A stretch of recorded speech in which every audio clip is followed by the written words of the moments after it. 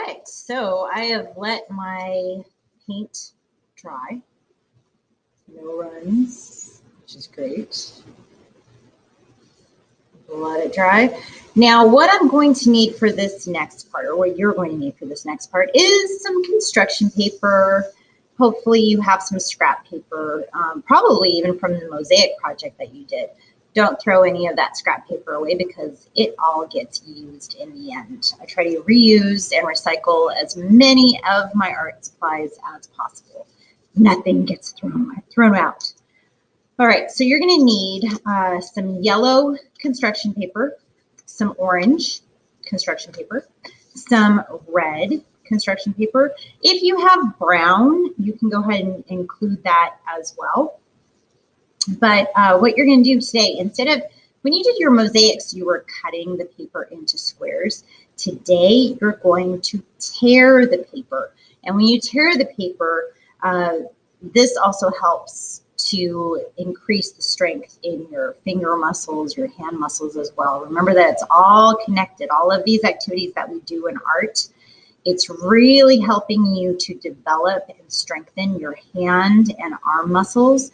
Those little tiny muscles that you think you're not really using, you're actually using a lot. And that's going to help you when you write. That's going to help you when you draw. That's going to help you when you do anything that involves your fine motor skills. Playing with Legos, that's a great way to increase your fine motor skills as well. So if you've got small little tiny toys at home, anything that's small, it really helps you to develop those fine motor skills. All right, so one of the most relaxing things that I can do is tear paper.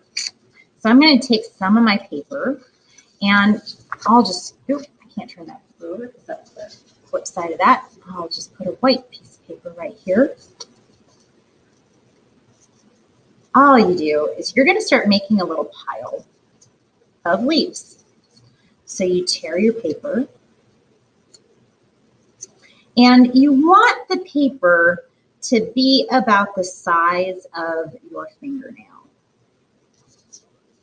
If you can get them smaller, wow, that's pretty impressive. But they are leaves. So I'm just going to create a pile. And you don't have to tear up all of your paper. You can do a little bit at a time.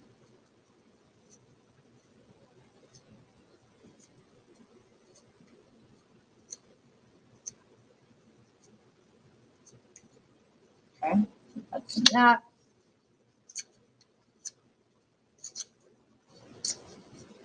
Okay, so I am going to go ahead and I'm going to tear up a bunch of my paper. And then I'm going to turn over, I'm trying to go fast so you guys just don't see me doing this all the time. Okay, so I just created a nice pile. Put that off to the side. All right, so again, you do not put your glue on your paper scraps. That leads to a lot of mess. I even recommend that you bring a paper towel over, like a wet paper towel, because your fingers are going to get a little bit sticky from this. Oh, my glue stick is really dirty. Ugh.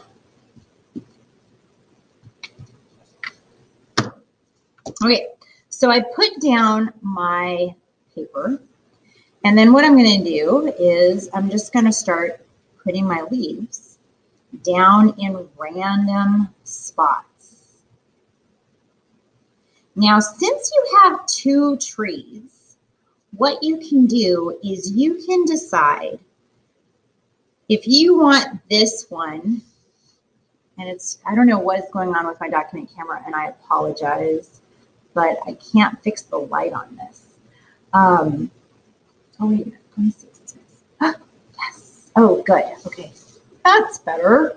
All right. So if you want to make this primarily orange and red, you can. Remember that as it gets in the distance, it's supposed to be lighter. I might put a little bit more yellow in this one. You are going to want to make sure that you have some differences in here with your leaves. If you can make larger leaves for the tree that's closer to you, you can do that. And then if you can tear smaller leaves for the next one, you can do that. You want to have a little bit of planning involved in this. I might actually do this at the same time. So I think I want more yellow in this second tree. So I'm just going to start putting my paper down. And again, you don't have to attach it to your branch. You want to make sure that your leaves are showing up all over. If you even want to have some of your leaves down on the ground, you can do that too.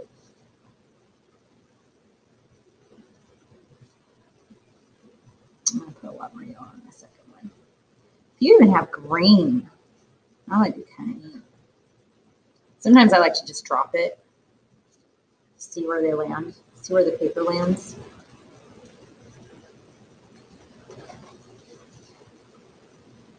And notice, like, I'm really getting this effect right over here where it looks like all of my branches have something on them. So I'm just going to put some glue in the middle there because I want my tree to be covered with leaves.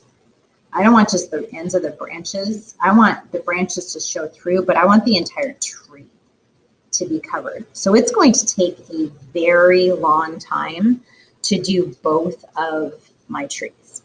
All right, so make sure that you are really concentrating on filling up all of your trees.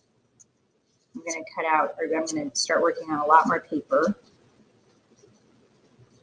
Putting down my paper into different parts. I want to really concentrate on filling up both of my trees. I find this activity so incredibly relaxing just because it's fun. I like tearing paper. There's no real right or wrong answer to this. I'm just kind of hanging out, looking at my picture, trying to figure out where I want things to be. Maybe I want even more leaves over here. I love it because I'm not making it exact.